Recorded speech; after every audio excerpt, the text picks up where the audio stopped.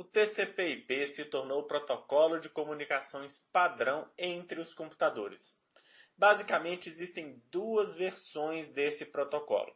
A mais utilizada é o IP versão 4, que utiliza uma estrutura de endereços formada por 4 octetos, contendo um número de 0 a 255 cada. E nós vamos ter endereços de rede como 92.168.0.1. Nós temos uma nova versão desse protocolo, que é chamada de IP versão 6, que está substituindo gradativamente o IP versão 4. Ele utiliza uma estrutura de 128 bits com notação em hexadecimal.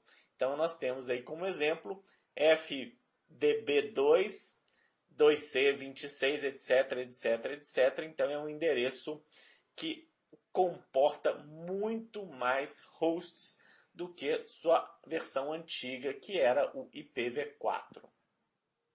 Do lado esquerdo, temos a representação de um modelo de arquitetura de redes, que é o modelo OSI. Esse modelo prevê camadas de rede. A ideia aqui é que cada camada forneça serviços de rede para a camada superior. A pilha de protocolos TCP/IP implementou esse modelo de maneira mais simples. Então, na camada simples, nós temos aí a parte elétrica ou ótica, que é responsável por manter um fluxo de bits de forma crua por um meio, que pode ser um cabo de rede, uma fibra ótica ou uma onda de Wi-Fi, etc. No TCP/IP, as camadas físicas e link de dados formam a interface com a rede. E geralmente teremos aí um protocolo específico para a troca de dados, como o Ethernet. Na camada de rede, temos a parte de endereçamento dos computadores e dispositivos. No TCP/IP, essa camada é implementada pelo protocolo IP, que vai definir os endereços de rede, endereços dos dispositivos ligados a essa rede e a forma como um pacote de dados sai de um remetente para um destinatário. Nós podemos imaginar essa camada como um envelope, onde nós temos aí um remetente e um destinatário. A próxima camada é a de transporte. Aí trabalham os protocolos de transporte de informações que vão ser responsáveis pela forma como o pacote será enviado, do remetente ao destinatário. Basicamente, o TCP/IP tem dois protocolos de transporte, o TCP e o UDP. Nós podemos imaginar essa camada como os Correios, FedEx, UPS, etc. É a camada que é responsável por entregar o envelope. O TCP/IP também simplificou o modelo OSI, tratando as camadas de sessão, apresentação e aplicação como uma só camada, a camada de aplicação. É nessa camada que os protocolos das aplicações vão trabalhar, como HTTP, SMTP, POP, IMAP, SSH, etc. Esses protocolos de aplicação, dependendo do tipo de comunicação que eles necessitam, vão fazer uso de um protocolo de transporte mais adequado às suas necessidades, que nós vamos falar a seguir. E agora nós vemos aí as camadas do TCP/IP com seus respectivos protocolos. Então, lá embaixo a gente tem a interface com a rede, né? Onde a gente vai ter protocolos aí da camada de enlace. Então, se a gente está falando de computadores que estão numa mesma rede, é muito comum a gente encontrar aí o protocolo Ethernet. Se a gente está falando de links de internet que vão interligar redes físicas, né? Por exemplo, duas filiais, a gente vai ter outros tipos de protocolo, como o Token Ring, Frame Relay, o ATM, PPP, dentre diversos outros. Na parte de internet, na camada de internet, a gente vai ter ali o protocolo IP, e nessa camada ele tem alguns protocolos auxiliares, que são o ARP, o IGMP e o ICMP, são os mais comuns, e nós vamos falar um pouquinho deles daqui a pouco. Na camada de transporte, nós temos basicamente o protocolo TCP, que é um protocolo que tem garantia de entrega, e temos o UDP, que é um protocolo sem garantia de entrega. E na aplicação nós temos diversos protocolos que vão ser utilizados dependendo da aplicação. Então ali a gente tem o Telnet, o FTP, SMTP, DNS, RIP, SNNP, HTTP, SNMP e diversos outros protocolos. É uma infinidade de protocolos que podem trabalhar ali na camada de aplicação. O TCP é um protocolo da camada de transporte confiável, com conexão encapsulada no IP. Isso significa que ele garante a entrega dos pacotes, assegura a sequência correta e faz um checksum, que valida o cabeçalho e os dados do pacote. No caso da rede perder ou corromper um pacote TCP durante a transmissão, ele retransmite o pacote.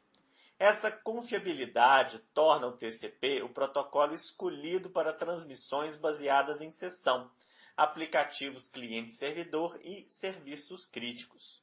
Os protocolos e os serviços como SSH, HTTP, FTP, SMTP, POP, IMAP e tantos outros protocolos de aplicação usam o TCP como camada de transporte devido justamente a essa confiabilidade. O protocolo UDP não garante a entrega dos dados, pois ele não faz a checagem de recebimento. Ele é um protocolo que simplesmente manda o pacote sem nenhuma garantia de entrega ou mesmo entrega na ordem correta, ou retransmissão por parte do protocolo. Essa simplicidade garante ao UDP rapidez na entrega dos dados. Justamente por isso, ele é utilizado por aplicações que geram alto volume de tráfego na rede, como vídeo e som, de forma que perdas são mais toleráveis do que um atraso grande. O protocolo IP é o responsável pelo endereçamento, que na realidade é a identificação das máquinas na rede. Ele permite que uma rede seja dividida em classes e subclasses de endereçamento, de forma que as redes possam ser divididas. As classes indicam onde começa e termina uma rede, e precisam de 2 endereços IPs para marcar o seu início e o seu final. Essa divisão dos endereços IP em classes e subclasses é feita utilizando um recurso chamado de máscara de rede, ou Subnet Mask. Você tem que saber que existem redes privadas. As redes 10.0.0.0 do tamanho 8 a 172.16.0.0 com tamanho 12 e a 192.168.0.0 com tamanho 16 são reservas de IP designados para redes privadas. Então, essas faixas de IP podem ser utilizados em redes privadas, ou seja, na rede da sua empresa, você pode utilizar essa faixa de IP aí. Então, essa faixa de IP é chamada de IP privado. Isso não é roteado pela internet. Existe também uma outra faixa de rede especial, que é 127.0.0.0/8, que é uma faixa de rede designada aí para o localhost. Então, toda máquina ela tem o IP localhost, que é 127.0.0.1. E vale a pena frisar que toda rede nós temos aí 2 IPs especiais. Então, por exemplo, vamos pegar a rede 192.168.03/24. Então, essa rede vai ter a máscara aí 255.255.255.0. Isso significa que essa rede ela tem um IP de início, que é o IP utilizado para marcar o início de uma rede. Nesse exemplo vai ser aí 192.168.0.0. E toda rede vai ter um IP de broadcast, que é um IP especial utilizado para direcionar, ou seja, transmitir uma mensagem para todos os sistemas, todos os hosts, todas as máquinas que estão conectadas numa rede. Então, nesse tipo de rede vai ser 192.168.0.255, que vai ser o endereço de broadcast. Então, nessa rede classe C, que teria inicialmente 256 IPs, nós temos que desconsiderar o IP do início de rede, que não pode ser usado, nem o IP de broadcast, que também não pode ser usado em nenhum host. Então, essa rede classe C, na realidade, ela tem 254 IPs válidos, que podem ser utilizados nas máquinas aí conectadas dentro dessa rede. Outro tipo de endereço especial de uma rede é o endereço de gateway. O gateway é um endereço IP designado pelo administrador da rede, que vai ser colocado num equipamento especial, geralmente um roteador, e esse equipamento ele é ligado a um link, geralmente um link de internet. Então isso significa o quê? A sua rede, por exemplo, aí 192.168.1 alguma coisa, a gente pode ter ali a máquina 192.168.1.5, 192.168.1.6, 1.7, 1.8, etc, etc, etc. Essa rede se trata de uma classe C. Então nós temos aí a máscara de rede 255, 255, 255.0. E aí as máquinas que estão dentro dessa rede, elas se conhecem. Então, quando uma máquina 192.168.1.5 quer mandar um pacote para uma máquina 192.168.1.6, ela faz isso dentro da própria rede. Agora vamos supor que a máquina ela quer mandar um pacote para uma máquina que não esteja, que não faça parte da rede 192.168.1 ponto alguma coisa. Então, quando isso acontece, a máquina manda o pacote para o gateway. Então, nesse caso aí, nesse exemplo, vai mandar para o 192.168.1.1, que foi o IP que foi configurado para esse roteador. O roteador é um camarada que ele conhece tanto a rede 192.168.1 alguma coisa, quanto ele está conectado num link. Então ele manda esse pacote para frente, ele manda para o link dele, esperando que alguém do outro lado, um outro roteador do outro lado, possa pegar esse pacote e ir mandando para frente de gateway em gateway, gateway em gateway, pelas tabelas de roteamento de pacote, ou seja, esse pacote ele vai passando em várias tabelas até chegar lá no seu destinatário e voltar uma resposta. Então, o endereço de gateway, ele na realidade ele é designado pelo administrador para um equipamento que vai fazer aí a parte de fronteira da sua rede com outra rede ou com link de internet, etc. Então, o gateway é um endereço especial quando uma máquina ela não sabe para onde mandar um pacote, porque ela não tem a designação dessa rede na sua tabela de rotas, ela manda para o gateway padrão. Então, ela vai mandar para o endereço de gateway, geralmente um roteador, para que esse pacote possa ser, então, encaminhado.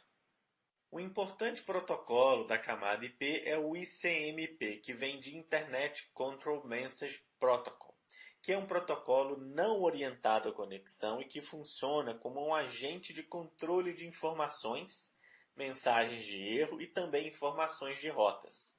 Ele usa datagramas IP como meio de transporte. O mecanismo de controle que emite mensagens quando acontece algum erro é a função principal do protocolo ICMP. Nós temos aí o comando ping que utiliza o ICMP para obter resposta de um host. As aplicações fazem acesso à camada de transporte TCP ou UDP através de portas, que é como se fossem canais de comunicações. Cada porta é referenciada como um número inteiro que a identifica. Esse número é um valor que vai do 1 ao 65535 em decimal. As aplicações fazem uso dessas portas específicas para se conectar ou oferecer serviços. Então, por exemplo, a web usa a porta 80 para conexões HTTP normais e a porta 443 para conexões criptografadas HTTPS. Convencionou-se que as portas de 1 até 1024 são chamadas de portas privilegiadas ou portas bem conhecidas, well-known ports, porque os serviços oferecidos através delas são padronizados em diversos sistemas operacionais. No Linux, o arquivo que fica lá no etc. services define os serviços e as portas conhecidas pelo sistema. Além de todo esse conhecimento básico de IPv4, a prova também requer que você tenha noções de IPv6. Então, no IPv6 é bom a gente saber que a capacidade do espaço de endereçamento da rede passa de 32 bits para 128 bits. E os endereços passam a ser escritos no formato hexadecimal, então vai de 0 a 9 e de A até F. A capacidade da rede, então, quando quadruplicou o número de bits, passa a ser de 79 trilhões de vezes a capacidade de endereços aí do IPv4. Já que a gente está falando de bits, significa que para cada bit a mais que a gente coloca no endereçamento, a gente está aumentando exponencialmente o tamanho da rede. Como os endereços do IPv6 agora são escritos em hexadecimal, é permitido usar caracteres maiúsculos ou minúsculos. Também é permitido abreviar omitindo os zeros à esquerda. E você também pode representar os zeros contínuos por dois pontos. Então vamos ver aí. 2001 0db8, aí nós temos uma sequência 0000. A gente pode omitir esses 4 zeros aí trocando por 2001 0db8 2.0 2 pontos. Seguindo, né, a gente tem aí o 130F, e aí a gente tem uma sequência de 8 zeros, né, a gente pode também representá-los por 2 pontos, e seguindo aí o endereço de rede IPv6.